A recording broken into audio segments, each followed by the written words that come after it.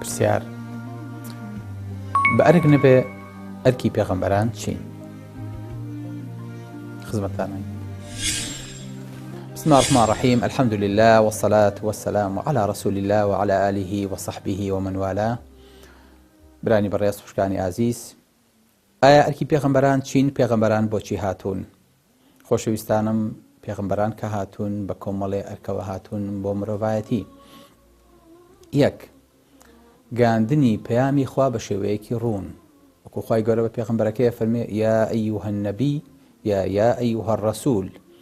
لێرەنەیە ئاگادارێک کاتەوە کە خەڵکی ئاگادار بکاتەوە، بەڵام لەم ئاەتەیە بە شێوەیەکی زۆر ڕوونتر، یا ئەیوهە الرەسوول بەلیغ ما ئونزیلە ئیلەیکە من ڕەبیک. ئەی پێغەمبەری خوا، ئەی محەممەد، خەڵک ئاگادارکەرەوە لەوەی کە خوای گەورە ناردوێتی، ئەوەی خوای گەورە پێی گەیاندووی بیگەێنە بە خەڵکی.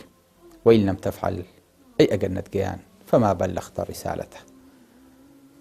تۆ لە ئاستی پەیامی خوایانیت یاخود پەیامی خوات نەگەیان.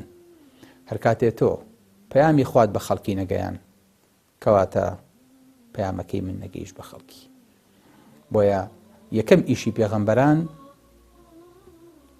ئەوەیە کە پەیامی خوای گەورە بگەێنن بەبێ زیاد و کەم.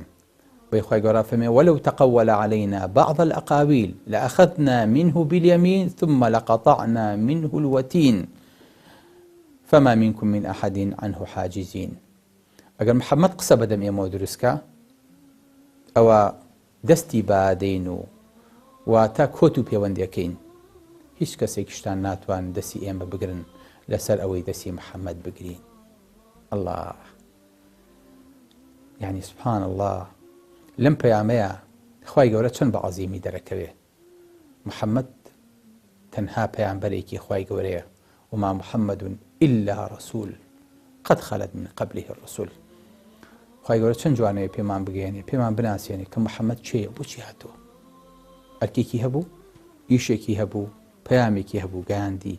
خۆشمان ئەڵێین پێغەمبەر، یعنی پەیامبەر، یعنی ئەو کەسی کە پەیامی خوایی بۆ خەڵکی ئاشکراکە و ئەیگەێنێ. دووەم، ئیقامەی حوجە لەسەر خەڵکی. هەر کاتێ خەڵکی ئەم پەیامی خوایان پێگەیشت یاخود پێ نەگەیشت، حەقی خۆیانە کە گلەیی بکەن لە خوای گەورە، بڵێن ڕەبەنا لەولا ئەرسەلتە ئیلەینا ڕەسوولا. ئای خوایە، ئەگەر تۆ پێغەمبەرێکە بۆ بناردێنایە، ئەو کاتە دوای پەیامەکەی تۆوە کەوتین و گومڕانە ئەبووین. بۆیە ئیقامەی حوجە لەسەر خەڵکی بە پێغەمبەران ئەکرێ. بۆیە خوای گەورە فەرمێ ڕوسولا مبشرين ومنذرين لئلا يكون للناس على الله حجة بعد الرسل. پێغەمبەرانێک بە ئاشکرا هاتوون، بەڵگەیان پێیە ئیقامەی حوجە لەسەر خەڵکەکەن بۆ ئەوەی کە خەڵکی دوایی بیانووی نەمێنێ لەسەر خوا، قسەی نەمێنێ لەسەر خوا، نەڵێ ڕەبەنا لەولا ئەرسەلتە ئیلەینا ڕەسوولا فنتبع آياتك من قبل أن نذل ونخزى.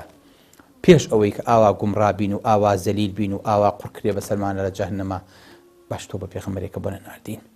وقالوا لو كنا نسمع أو نعقل ما كنا في أصحاب السعير. ئەڵێن ئەگەر خوایە، ئەگەر ئێمە جۆڕاڵیمان بکردایە، ئەگەر عاقڵ بووینایە، بەس جۆمان بگرتە هیچی تر، کام وایە جۆ بکرین. داوا لە ئەوانەی کە باوەڕیشیان نییە، ئەوانەی کە لەسەر دینێکی تریشن، بەعزێت کێشن، لەم دەدەقات چارەکانەیە کات لە خۆیان بگرن، بەس جۆ بگرن هیچی تر، هیچوانێکیز ناچێ. وبشر عباد الذين يستمعون القول فيتبعون أحسنه.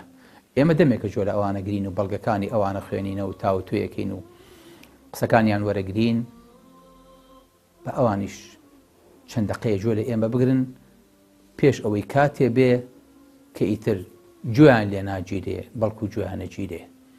لەبەر هیوادارم ئەو کەسانی کە گومانێکیان هەیە ئێستا جۆ بگرن. بۆیە چکە پێغەمبەران بۆ ئەمە هاتوون، بۆ ئەمە هاتوون کە بە خەڵکی بڵێن خوایەک هەیە، خالقێک هەیە. ئەم خالقەش خاڵی سێم چی پێیە؟ پەیام و حکمێکی پێیە بۆ خەڵکی.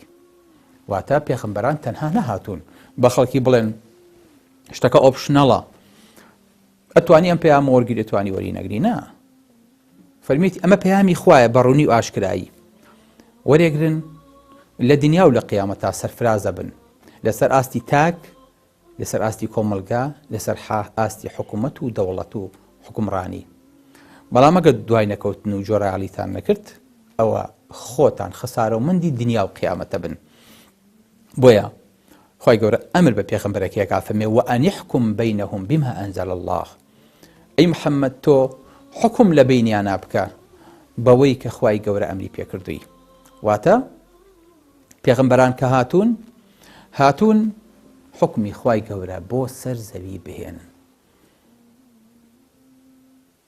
واتە حکمی خوای گەورە بۆ تاک نییە حکمی خوای گەورە بۆ کۆمەلگایە حکمی خوای گەورە بۆ دەسەڵاتە حکمی خوای گەورە بۆ حکومەتە حکمی خوای گەورە بۆ پەرلەمانە يا داود إنا جعلناك خليفة في الأرض چی بکە فاحكم بين الناس بالحق ولا تتبع الهوى چونکە ئینسان لە حەق لایدا دوای ئارەزوو هەوا و خۆشی و بەرژەوەندەکانی خۆیەکەوێ بۆیە هەموو پێغەمبەران ئەمریان پێکراوە لە کاتێکا بێن بۆ ناو قەومەکانیان پەیامی خواییان لە نێوا جێبەجێ بکەن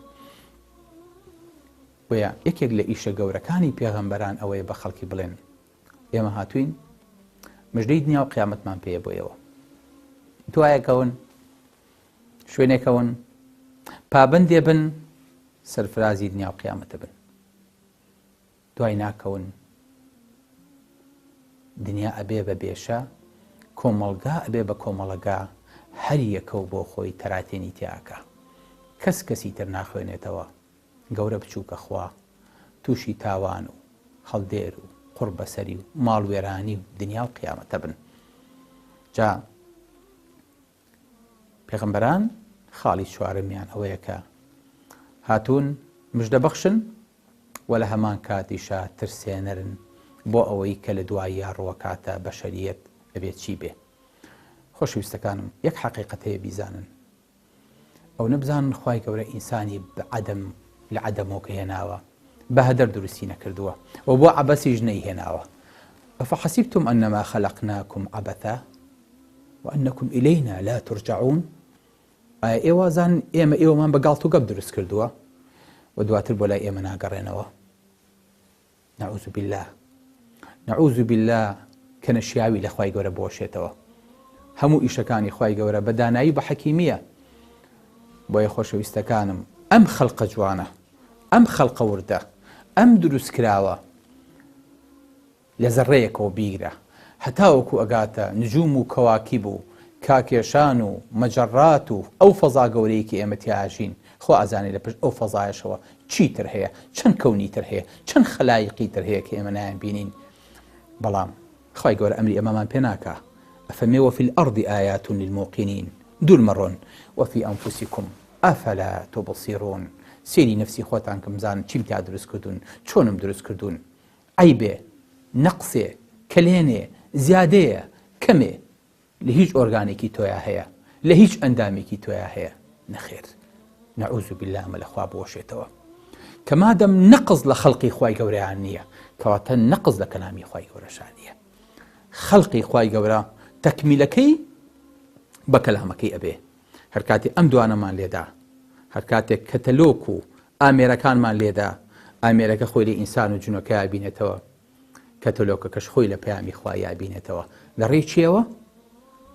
لە ڕێی پێغەمبەرانەوە کە خوای گەورە نردوونی کەواتە ئەرکی پێغەمبەران زۆر قورسە بۆ ناو بەشەریەت چونکە پێغەمبەران لە ئاسمانە شایەتیان هەیە بەڵام بەداخەوە لە ئەرزا بەتەنیا خۆیانن کەسێکی تر نییە غەیری موعجیزەکانی خوای گەورە شایەتیان بۆ بە بۆیە خۆشەویستەکانم ئەرکی پێغەمبەران قورسە و هەر کەسێکیش بە ئەرکی پێغەمبەران هەستێ تووشی هەمان ئەو کێشە و ناڕەحەتی و مەشاکیلە ئەبێ بەقەدەر ئەوەی کە لە پەیامی پێغەمبەرانەوە نزیکە خەڵک باوەڕی پێ ناکەن خەڵک قسەی پێڵێن خەڵک بە درۆیە خەنەوە جا ئێمە لە خزمەتتا ناین بۆ ئەوەی کە بتوانین ئەرکی خۆمان بەرامبەر بە ئەرکی پێغەمبەران بگەێنین وەی پێغەمبەران بە ئێمەیان گەیانوە بتوانین بۆ قەوم و بۆ خەڵک و بۆ میلەتەکەمان ڕوونی کەینەوە بۆ ئەوەی کە ئەگەر میلەتەکەمان لە دنیاە تووشی مەشاکیل و کێشەکانی ناو کۆمەڵگا بێ بەهۆی دووری لە پەیامی خواوە، بتوانین هەم ئێرەیان بۆ خۆشکەین، بیکەین بە بەهەشتۆچکەیەکی بچکۆلە، وەخوای گەورەش لە قیامەتە هەمومان دەژێر عەرشی خۆیان لە ناو بەهەشتە فراوانەکە و لە ناو فیردەوسی خۆیان کۆکاتەوە. هیواداریم ئینشەڵڵا بتوانین بەشێکی کەم لە ئەرکی پێغەمبەرانمان گەیاند بێ بە ئێوە و بتوانین لەمە دووە زیاتر و زیاتر لە خزمەتی ئەم پێغەمبەرە بەڕێزانەیە بین. أقول قولي هذا وأستغفر الله لي ولكم، والسلام عليكم ورحمة الله وبركاته.